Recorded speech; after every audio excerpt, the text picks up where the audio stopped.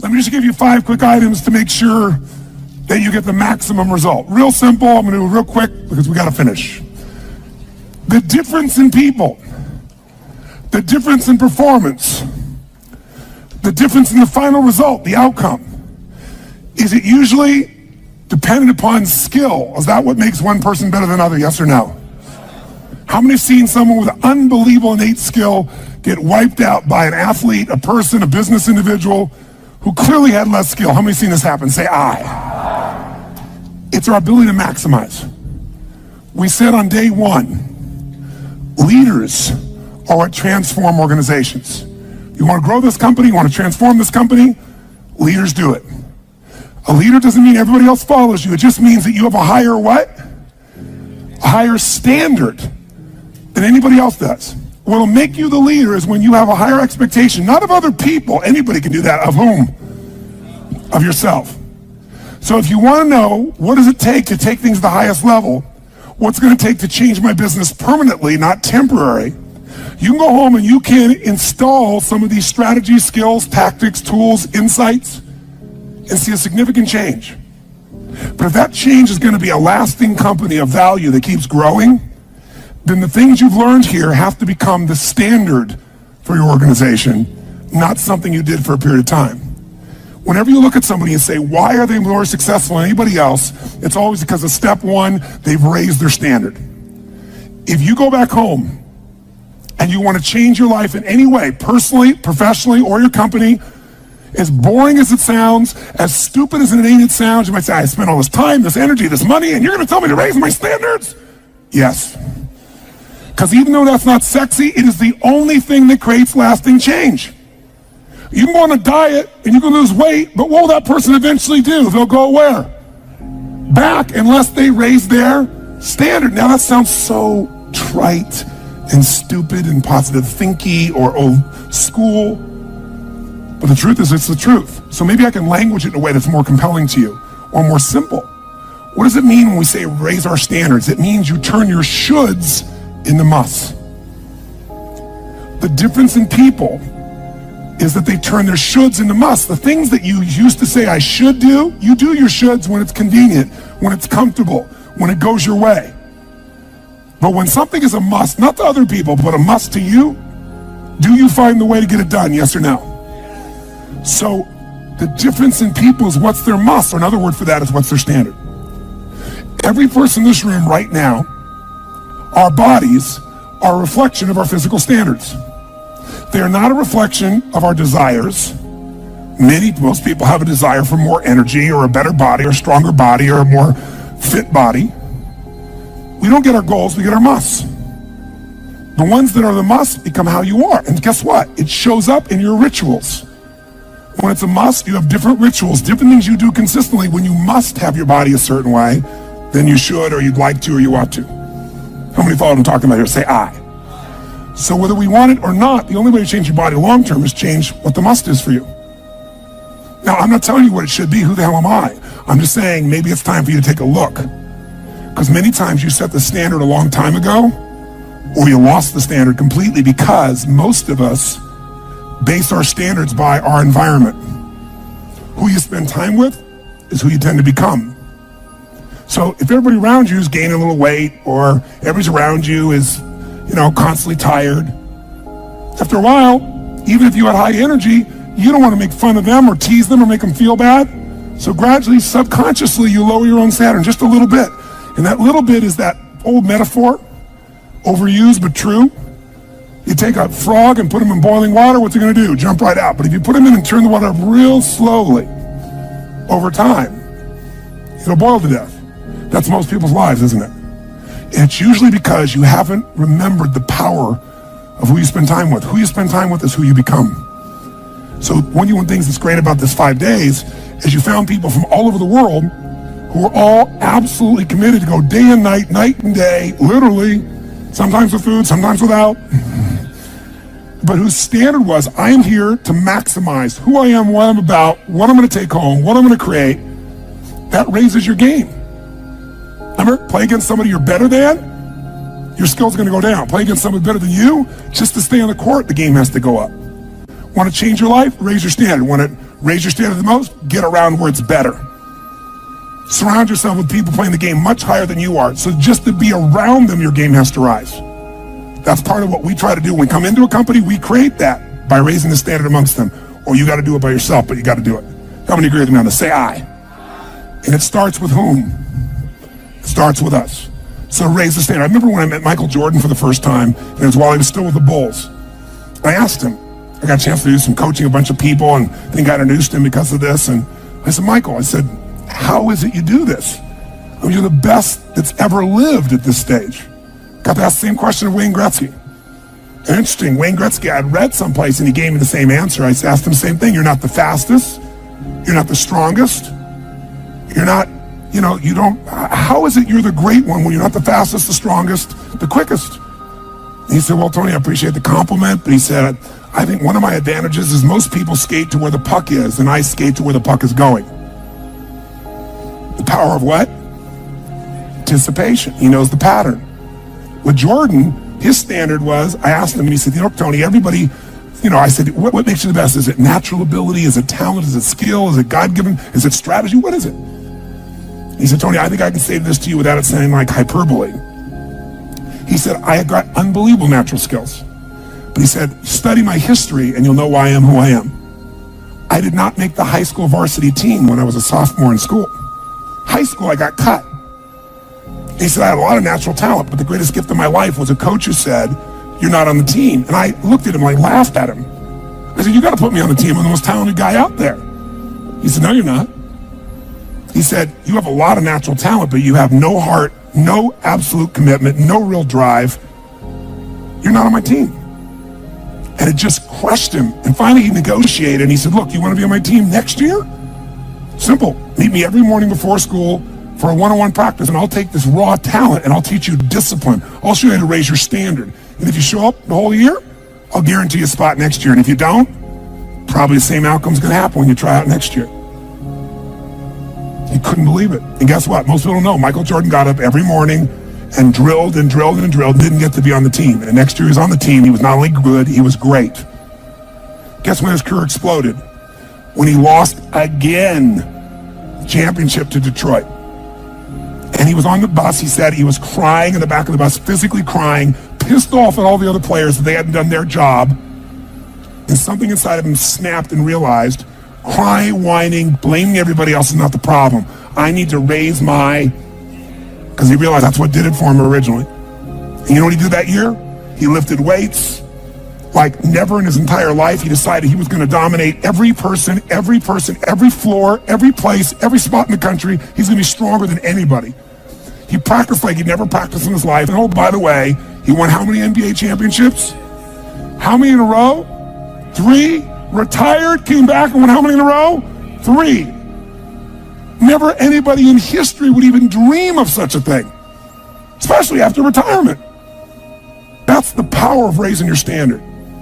But guess who he competes with? Michael told me one time, he goes, Tony, if I competed with other people, I wouldn't be who I am. He said, my competition is with the best I can be. They're trying to compete with me. That's why I beat them. Because they're competing with where I am. But I'm competing with where I can be. Think about that mindset.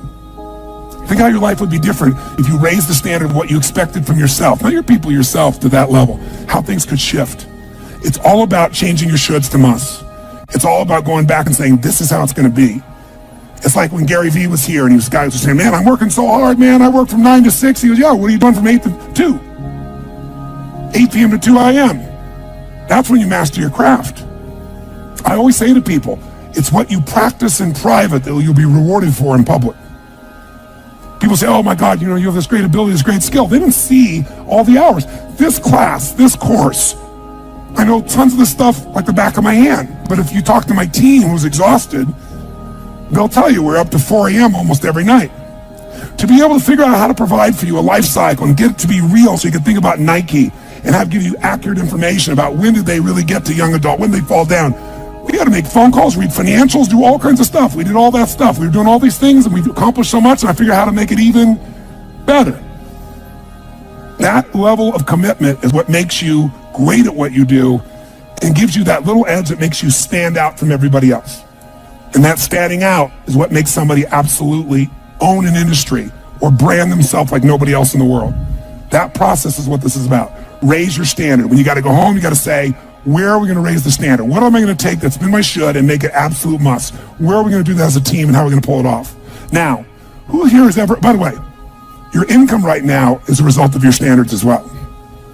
It's not the industry and it's not the economy. Who here is making more money today than you made 10 years ago? Let me see your hands. How many feel like it's not enough today? Let me see your hands. And how could that be? Real estate's so cheap now. Computers are cheaper than they were then. You get so much more for your money. Because once you achieve a level, who knows what happens? You immediately, you close the gap, you create a new gap. That's because that's what makes us grow. Who's willing to go back to where you were 10 years ago? Not many. Some of you would be, because it's gotten worse in the last 10 years for you. But the majority, there's no way. See, once you're fortunate enough, if you don't like cleaning house, once you're fortunate enough to have somebody clean your toilets, you will not be doing that again. Unless you like that. You'll find somebody who loves cleaning toilets and you'll pay them handsomely. Because now to go back and do that, once you've had the privilege of not having to do that, it's a different game. It's a gross metaphor, but who gets what I'm talking about here? Say I.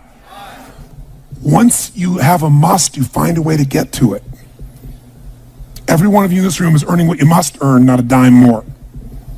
Don't get me wrong, you might have big goals, big desires, but it's not a must for you. Because even when the economy crunches, if it's a must, you will find the way. How many agree with me on this? Say I. See, when it was a must for me to get at one level, I did. I remember it was a must for me to finally make $1 million a year. I had my son Jarek going to be born. I swore I would never have a child unless I was financially set, and I wasn't financially set, and he was on his way. I went from $38,000 a year to making $1 million a year in the next 12 months. That was all BS. In my head, I thought all my growing up, all the pain was because my parents fought because there was no money. They would have fought anyway. Because I believed that, though, I raised the standard and made it happen. And then I made $1 million a year for 7 straight years. Even though I built 5 more companies, even though I was helping more people, I made the same amount of money. Guess why? That was my must. At some level above that, seemed greedy. It wasn't like I had this incredible lifestyle. I owned a magical home. I had this place called the Del Mar Castle overlooking the ocean in Del Mar, California. But I was on the road, staying at the Ramada Inn in Milwaukee with shag carpeting and smelly, dead animals on the wall on my birthday. And my maid, she's back at home in the castle going, "Oh, Mr. Robbins, happy birthday. Oh, I can't help thanking you. It's so wonderful. Oh, Mr. Robbins, it's so beautiful here. I was sitting out in the jacuzzi overlooking the ocean."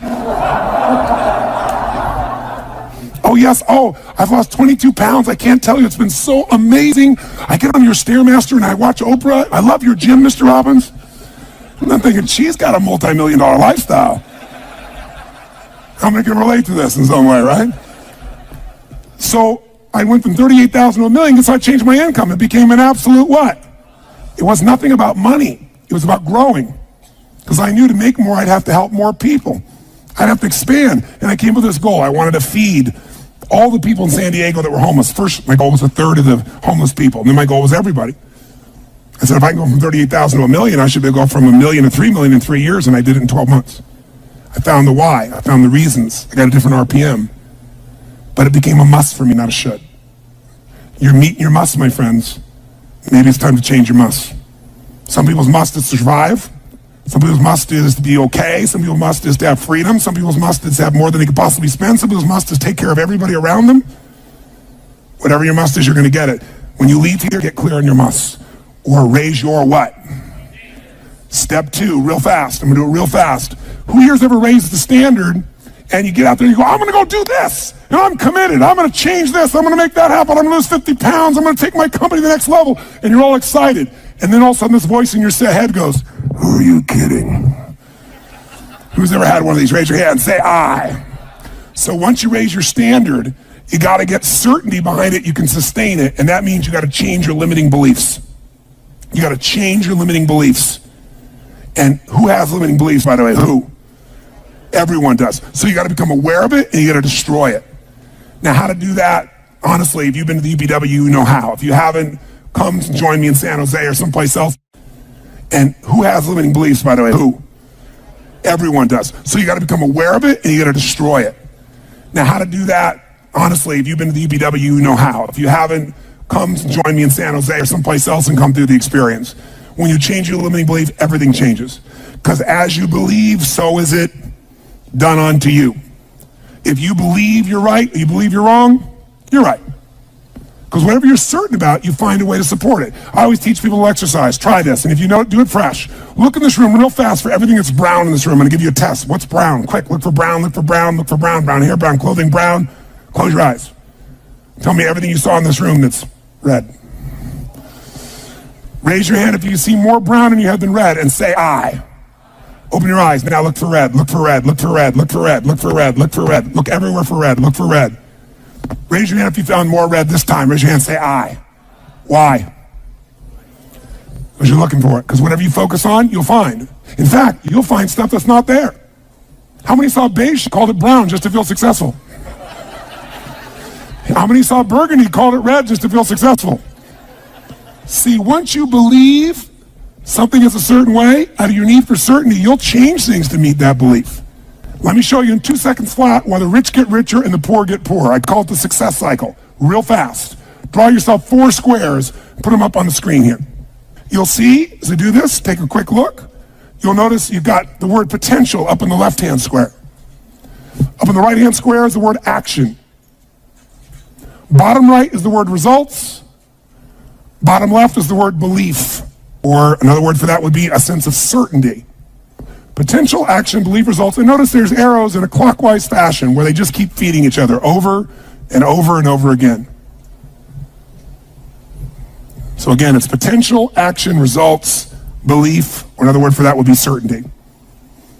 Now, did you ever notice how rich people tend to get richer and poor people to get poorer? And I don't just mean rich in financial terms. I mean people that are rich emotionally. Do you ever notice how happy people tend to get happier? And depressed people tend to get more depressed? How many found this to be true? Say I. It's because the power of momentum and what I'm about to show you. So let me show you something here. What's the potential of any human being? You tell me, quick. Unlimited. Do most people's results reflect that true potential? Yes or no? No way. Why? Because most people aren't taking enough what? But is it possible to take a lot of action and still get lousy results? What if you got a salesman that works for you and they walk out and they knock on 100 doors and they say, you wouldn't want to buy anything from me, would you? Or they don't say that verbally, but they say it non-verbally. Is that going to affect their results? Yes or no? So it's not enough even to take enough action, because when we believe it's not going to work or we're uncertain, does that affect how much of our potential we tap? Yes or no? See, if you don't think it's going to work, you're not going to put out a bunch of your energy when you think it's going to fail. And by the way, when you're not sure, you tap little potential. Do you take little or a lot of action? When you're not sure, when you think it's not going to work, do you take massive action or little action?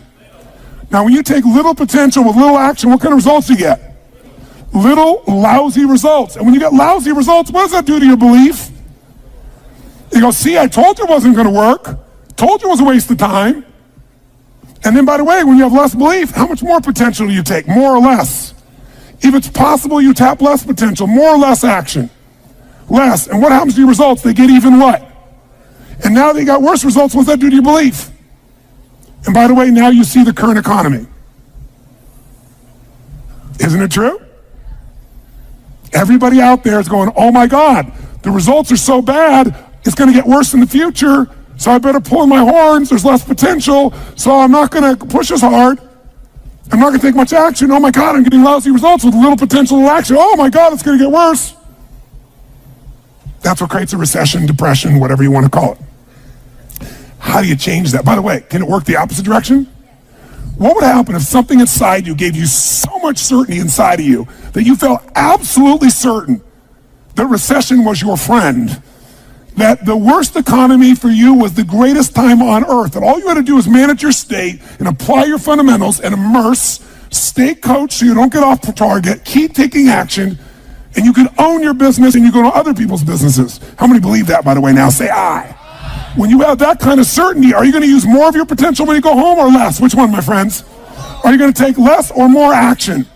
When you are certain and you use lots of your potential with massive action, what kind of results do you get?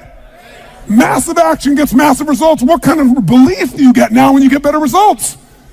You go home, you use your core story. You go home and you take one of these techniques, you get a different response. You go home and you stimulate a new source of profit or income. You go home and you add a service. You go home and do anything. And it works. Your brain goes, yeah, it works. Now, by the way, at Home X, we went in there. Thank God we went in there because they took our stuff and it looked like it wasn't working. Do you remember that? Yes. Because some people there didn't want the change to happen. So we had to dig in and find out it was working. We knew you can't take action. You can't sow that seed and reap nothing. So we uncovered what was really going on. You're going to have to watch for the same thing, depending upon the size of your organization. But bottom line, when you get great results, belief gets stronger. Now you're totally certain. Are you going to use more or less potential, my friends? Which one? More. You're going to take even more what? Going to even greater what? Even more certainty. And now what happens to your business? Boom, boom, boom, boom, boom, boom, boom. And now you have a different momentum. And so your economy does not have to reflect the economy. You get to create your economy. You get to decide whether you freeze to death or ski or snowboard. It's winter, but you can have the best time of your life. It could be a sunny, beautiful, magical time. But what you got to do is you got to manage this process. In order to do it, you got to change your limiting beliefs. And this week has been about doing that by giving you so many tools and examples that you'd be immersed. But I promise you when you go home, all this is going to be tested. A, because all the stuff that's waiting for you after being gone for 5 days. B, all the people there you work with their limiting beliefs, whether you have one employee or two because you're an army of one or two people, or whether you got 10,000. And so you have to be able to implement. This, by the way, is, I'm going to sell you, bring us in if we can help. Do you think we could help? Yes or no? Yes or no? Bring us in and we'll do it. Or get your team together and find a way to make sure this momentum goes in the right direction. Make sense? This is the must. If you have this high standard, but you don't really believe because the momentum's in the wrong direction, having the tools will be worthless. That's where certainty, that's where everything else we teach, that's what I do in my events, that's where you guys have been there before, that's what you got to bring to the table. What are the 5 keys for integrating this? Number 1, you got to go home and raise your what? Come on, guys, raise your what? Which means turn your shoulds into. Step number 2, you got to go out and change your limiting what? Find anything that's limited you and destroy it. What's the fastest way to destroy it? You can do it very quickly by producing the results in your mind over and over again. Or, why do you think I get people to walk on fire?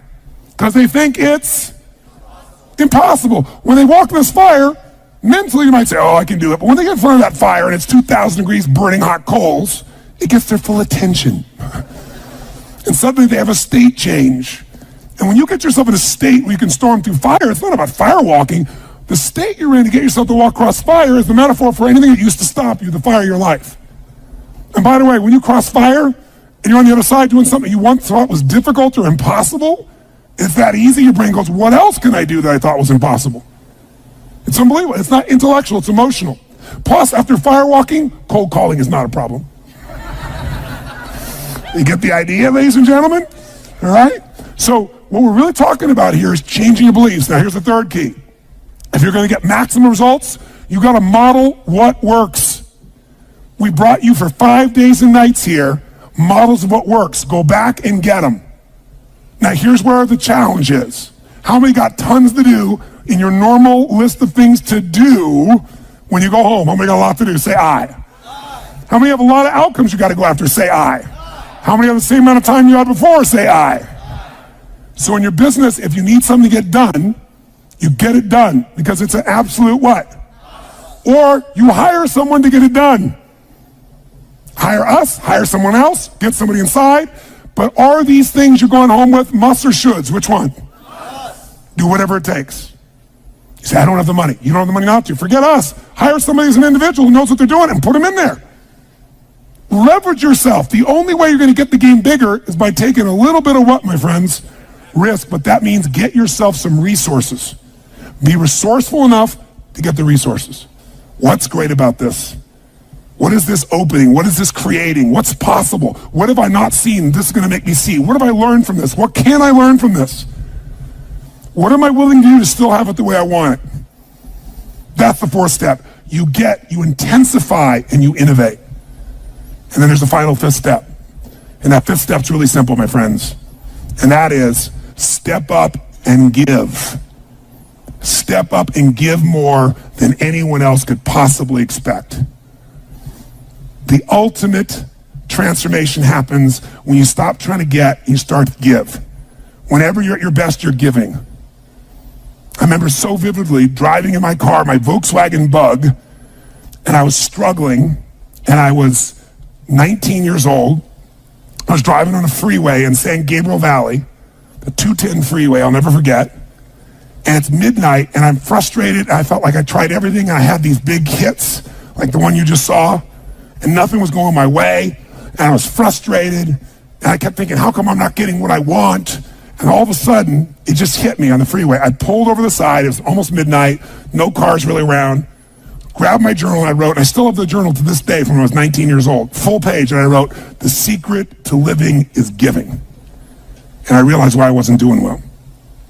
Because I all focused about what I wasn't getting. I was not focused on what I was not giving.